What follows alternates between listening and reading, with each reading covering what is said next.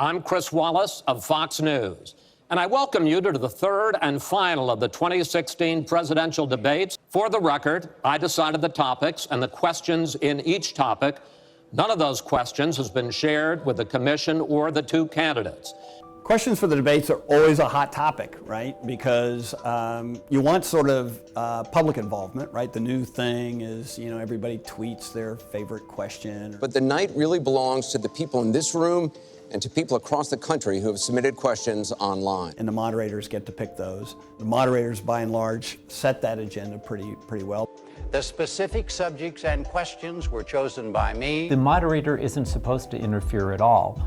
When Candy Crowley made that little correction of Mitt Romney in the 2012 debate, there was a lot of squawking that she affected the outcome. Next question is going to be for you here. And Mr. Romney, Governor Romney, there'll be plenty of chances here to go on, but I want to, we have all these folks. I will let you absolutely. That Detroit answer and the rest of the answer way off the mark. Okay, you certainly will have lots of time here coming up. Win it as President of the United States. I got to move you along. And the next question is for you. He actually got the first question, so I get the last question, last answer on that one. Actually, in the follow-up, it doesn't quite work like that, but I'm going to give you a chance here. I promise you I'm going to. I'm a big Candy Crowley fan. I don't think she did a good job, not just for that moment, but if you go back and look at it, she lost count of how much time was being allocated. But she'd never moderated a debate before. And moderating debates is an acquired skill like anything else. I think there ought to be a small group of people that moderate debates, and they should be more low profile than high profile. And it shouldn't be about trying to promote someone as a journalist. Good evening. I'm Martha Raddatz from ABC News. And I'm Anderson Cooper from CNN. We want to welcome you to Washington University in St. Louis for the second presidential debate. In the second presidential debate, moderator Martha Raddatz presupposed that Hillary Clinton had said that she took one position in public and one in private. That statement takes out of context what Hillary Clinton said. Next question comes from the public through the Bipartisan Open Debate Coalition's online forum. This question involves WikiLeaks' release of purported excerpts of Secretary Clinton's paid speeches, which she has refused to release, and one line in particular in which you, Secretary Clinton, purportedly say you need both a public and private position on certain issues. So, two from Virginia asks, is it okay for politicians to be two-faced? That's a biased question based on out-of-context information from hacked speech segments. What Hillary Clinton was talking about in that hacked speech segment was Abraham Lincoln's conduct during the Civil War. She was not saying that she was taking different positions in public or private. And our polling data, comparing people who watched the debates to those who didn't, shows that those who watched the debate said that Hillary Clinton says one thing in public and another in private more often than those who did not watch the debate. It means plausibly that in each of those two debates, the audiences interpreted those two moments to say, she's lying. They're more likely to believe that as a result of debate exposure. The moderators are part in fault there. So debates don't ordinarily predict anything about votes. Usually people are just reinforced in their convictions. Debates don't usually change minds.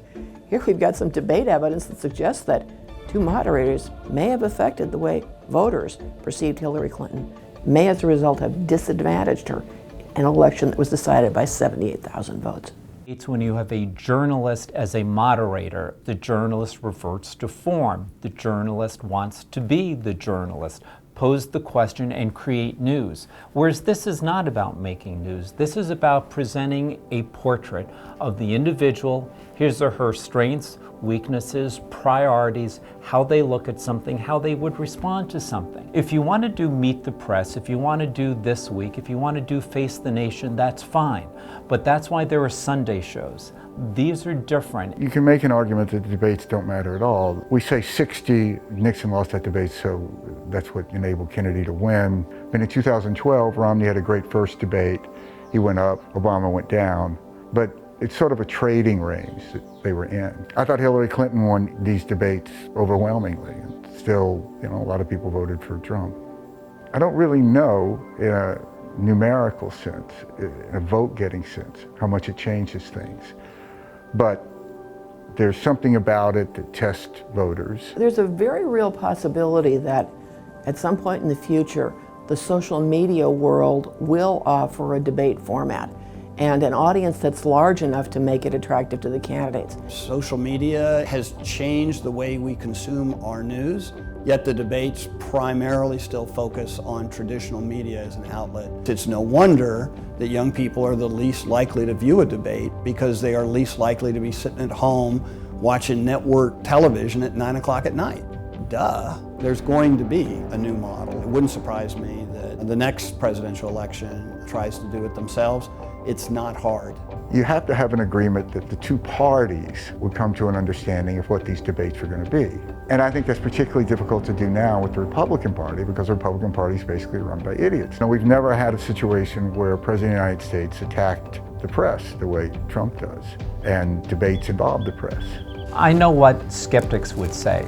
Would we simply end up electing the best debater? Would we simply end up electing the best speaker? A president's role may be to call the country to arms. Communication skill, it's in the job description.